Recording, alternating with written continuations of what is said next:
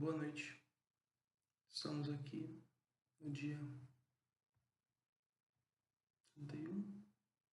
Não, dia 3 de novembro de 2025, às 1h35 da manhã, para mais um simpósio de assuntos inexistentes. Mas vamos lá. Hoje o tema é um pouco menos petulante, mas eu acho interessante de se comentar. Então, comecemos. Sentado então em uma escrivaninha mal iluminada, de uma única luz vinda de um abajur, com sombras fortes. À frente, um maço de cigarro pela metade, um caderno com rabiscos e uma caneta. Junto a essa mesa, uma xícara de café, um copo d'água talvez,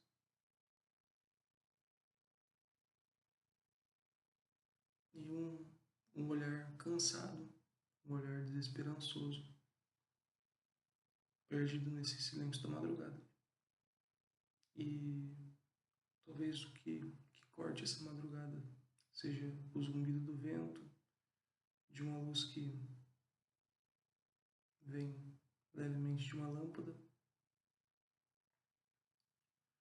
uma chuva fraca, o vento que soa pela fresta da janela, enfim, tudo menos uma verdadeira calmaria. Então, por que cenas assim elas se relacionam tanto com a poesia antiga? Qual é o sentido de sempre, quando citados, os imortais imagina-se essas cenas? Então, fica o questionamento.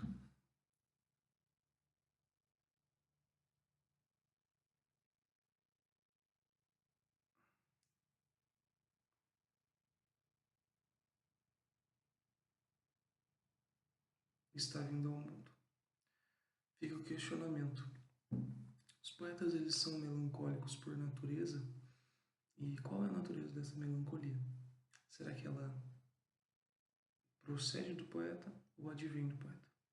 Então, não se sabe, mas é uma coisa que um tema interessante de se discutir.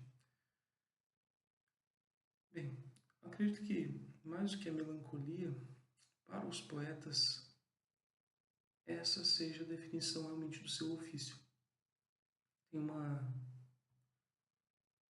um conceito do Charles Baudelaire que define um pouco mais, de uma forma mais precisa. Ele chama isso de spleen, que é aquele tédio existencial moderno. Então,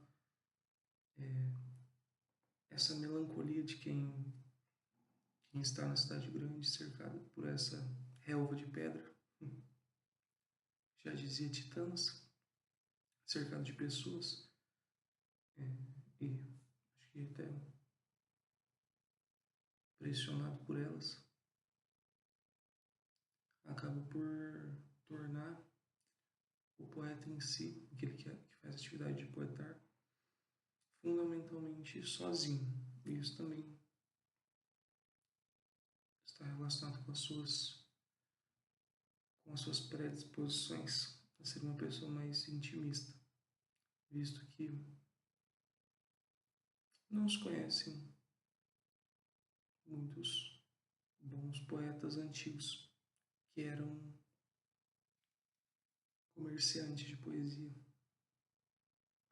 Geralmente na minha opinião, os bons são e foram os mais, me perdoem e permitam o termo, fodidos. Então, essa cena, esse quarto, esse ambiente não é um refúgio, na verdade é a câmara de processamento.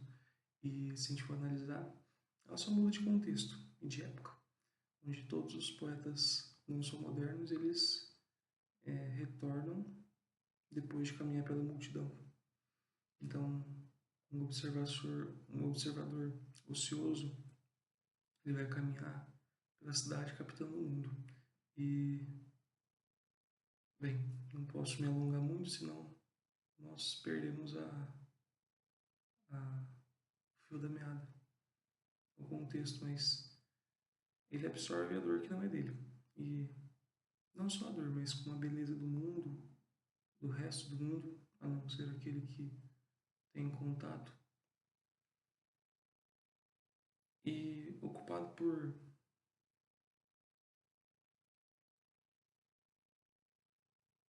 tentar viver tudo isso, ele acaba por ignorar o essencial. Na realidade, eu julgo que os imortais, eles são antenas. Ele é o cronista, mas ele sempre se coloca do lado de fora da vida, como mais um espectador e não atuante. Mas depois desse processo de absorção, ele, por vocação, ele é forçado a traduzir isso por meio da poesia. Então, ele precisa, depois de todo esse processo, sangrar essa percepção na sua forma de expressão, seja pela tinta, ou enfim, até que ela faça algum sentido. E esse processo é solitário. É aqui que a consciência do poeta se torna uma tragédia. Então, o poeta, ele sofre simplesmente porque ele consegue ver mais. Ele consegue desenvolver mais do que é captado. E por isso, vendo a engrenagem abaixo da pele do mundo, a dor que outros ignoram, a vontade cega, às vezes, por muitas das vezes, de muitas pessoas, essa consciência aguçada, que na minha opinião não é considerado um dom, mas um fardo, é muito fadigante e por isso acaba por conduzir todo esse processo a algo mais restrito, mais intimista. Então, por definição, o poeta, na verdade, é a síntese, é o mecanismo, é a chave, é o operante que transforma da sua experiência pessoal a vida em poesia. Mas ele raramente é colocado no papel de poesia. Só fazendo um excerto para explicar melhor, é do poeta que parte, a exemplo, Cartas de Amor. E é ao poeta que, na maioria das vezes, raros os casos, que ele recebe essas mesmas, a mesma intenção. Então, ele raramente é a poesia de outrem. Então, pensemos a exemplo do Álvares de Azevedo, o famoso mal do século. Ele morreu aos 20 anos. Ele não teve tempo, oportunidade de vivenciar os amores que ele próprio descreveu, mas ele amava assim a ideia do amor e essa paixão, esse eros carnal, né? Além da ideia da morte também, de toda essa necromância também. Então, a realidade como um todo fazia mais um papel de tédio do que realmente uma realidade realização própria. Então, em um ponto de vista lúdico, ele acaba por consumir a própria vida na idealização. Então, morrendo como alguém que somente segue o roteiro romântico, na qual ele mesmo cria. Ele foi o poeta, mas a poesia que ele realmente desejava nunca chegou. E é certo que, uma opinião pessoal, a poesia que se oferta, num ponto de vista mais pragmático, é a mesma que se deseja. Então, pensando, por exemplo, na dor oposta, uma dor real, não idealizada, como Cruz de Souza. Cruz de Souza foi chamado Cisne Negro, ele que era filho de escravos e sofreu muito por ser rejeitado no Brasil, buscando alguma erudição, mas a sua melancolia e como ele se descreve, até um pouco menos do que o Álvares, mas mesmo assim é presente, não era um tédio, e sim a navalha de toda essa exclusão. Então, ele também almejava algo que não foi alcançado. Ele buscou, então,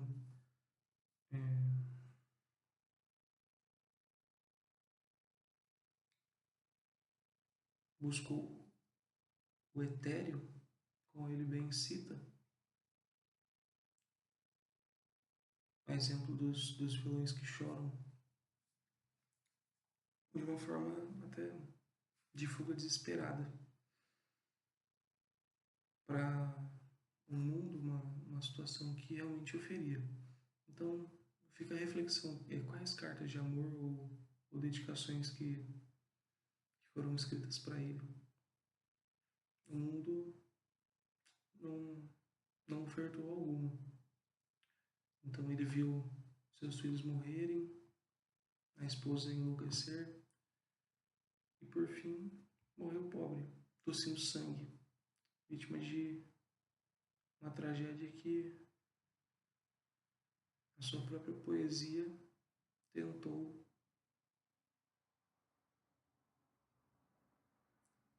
sublimar. Então, a história desses poetas como um todo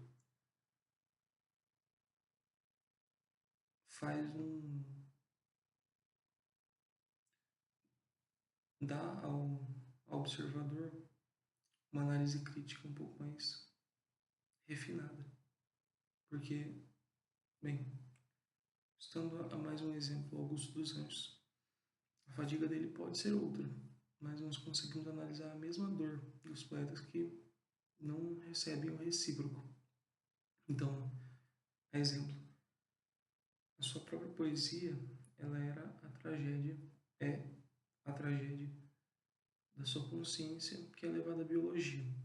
Então, ele estava náuseas, estava como via o mundo em decomposição, como era um verme,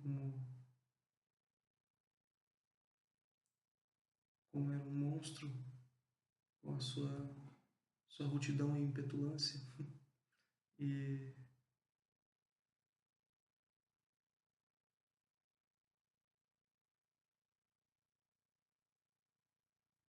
E como que um poeta assim consegue ser a poesia de alguém, se considerar a poesia de alguém, quando o próprio já se enxerga sobre a ótica de nada mais que um esqueleto sobre a pele?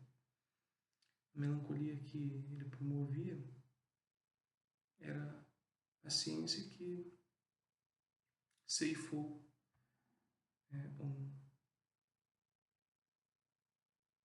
um fim comum aos comuns, que na verdade, de uma forma até brega, Então, a gente consegue analisar mais uma vez essa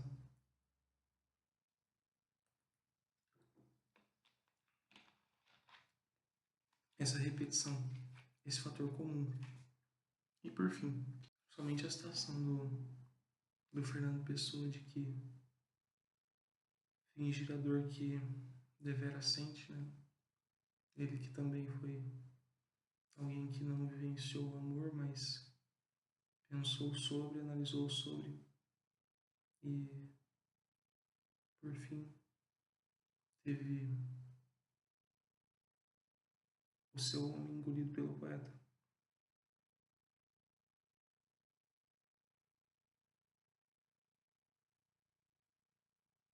Então, fica na verdade, a análise, né? Se realmente os poetas são melancólicos, mas, na minha opinião, eles passam um pouco disso e adquirem o adjetivo de porosos, onde mais absorvem o mundo e retornam aos seus aposentos e sangram isso, do que uma, uma simples predisposição, obviamente não genética. Então, sintetizando, né? O Álvares, Cruz de Souza, Augusto, Pessoa, todos eles realmente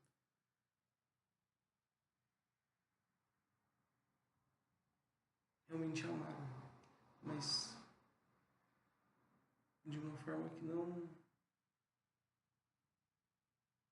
um amor completo, mas é, o amor à ideia, o amor à dor, à biologia, ao maquinário, né?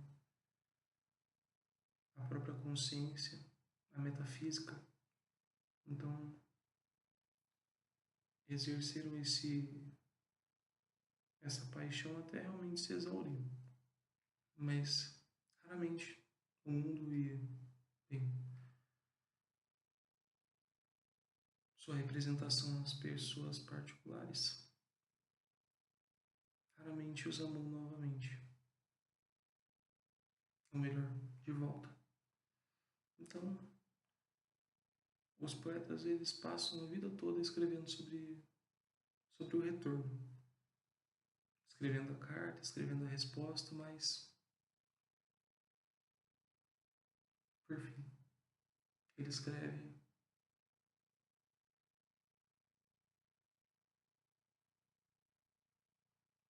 o próprio amor que ele mesmo nunca vai receber. Obrigado.